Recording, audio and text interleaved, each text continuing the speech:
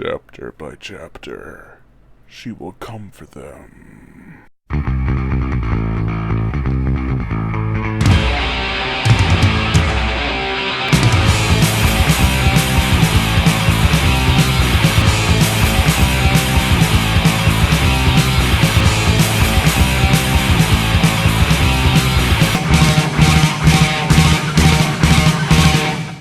Ju-on the Grudge, the 2002 J-horror classic that is technically part 3 in the long-running series, but the plot, this is going to be difficult. So there's a family that moves into a house so their mother can rest and they do their day-to-day lives activities, and eventually something goes wrong and they end up missing, except for the mother. And now a caretaker comes in to look over the mother, and then she goes missing, so another caretaker comes in, and it's like, why? Why not just have the first caretaker under attack? Whatever. Apparently, there is a curse in this house that spreads like a virus, so you're screwed.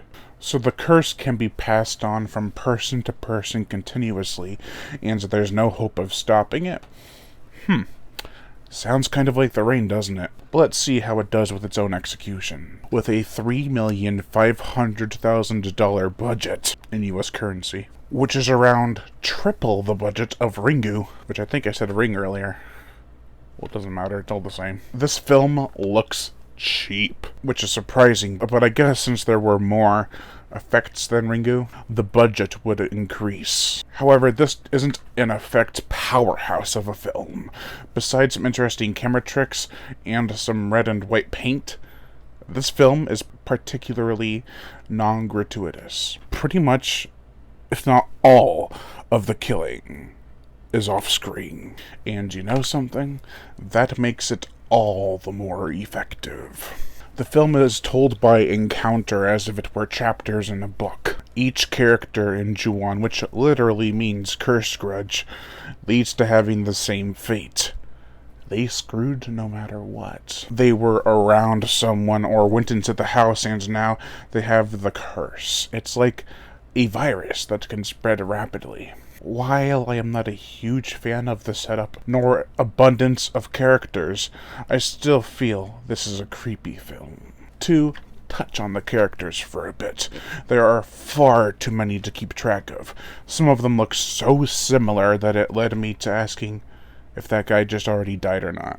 There is a body count of 13, and 16 if you include the Sayake family, and 17 if you include their cat.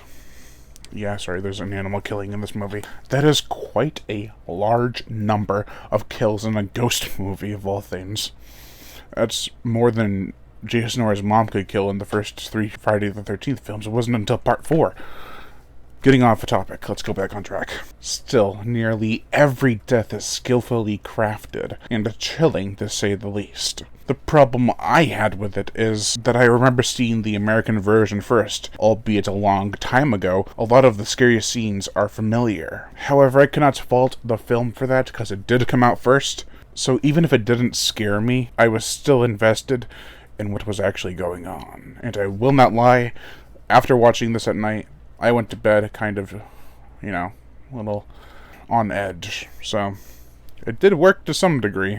Maybe not while watching the movie, but it did have an after effect. The unorthodox plotting structure can be a bit awkward to watch, but I still feel this film has a lot to offer in terms of scares. The director, Takashi Shimizu, has a way with framing. Shots will reveal hidden scares that are not quite out of sight, so they can be easily spotted. However, that does not stop with the tension building, nor suspense of wondering what is going to happen next.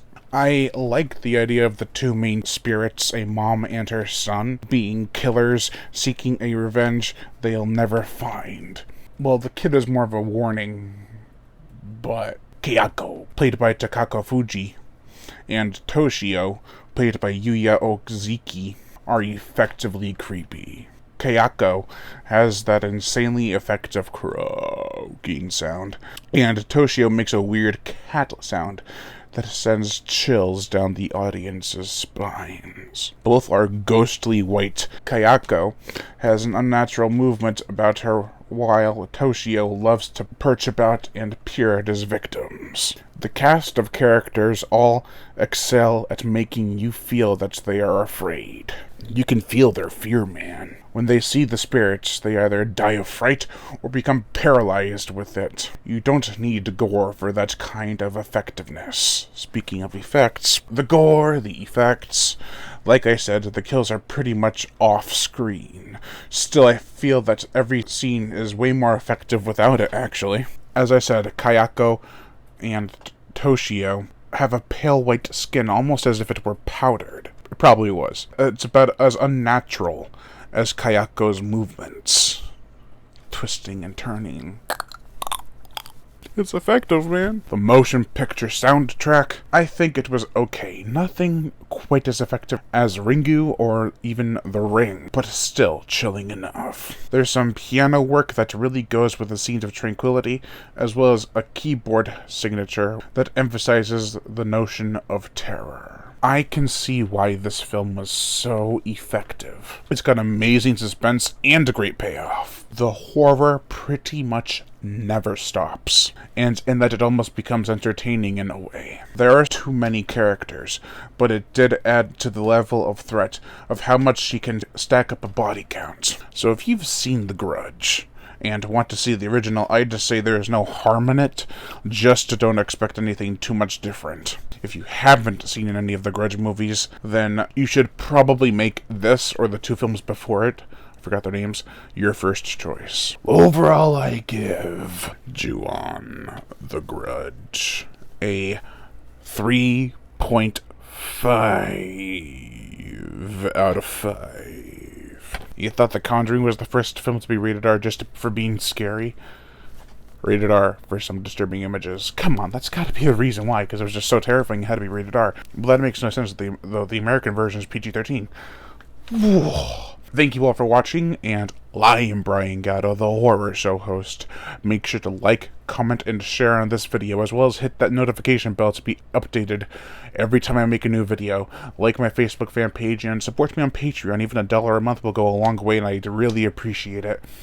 And as always, subscribe.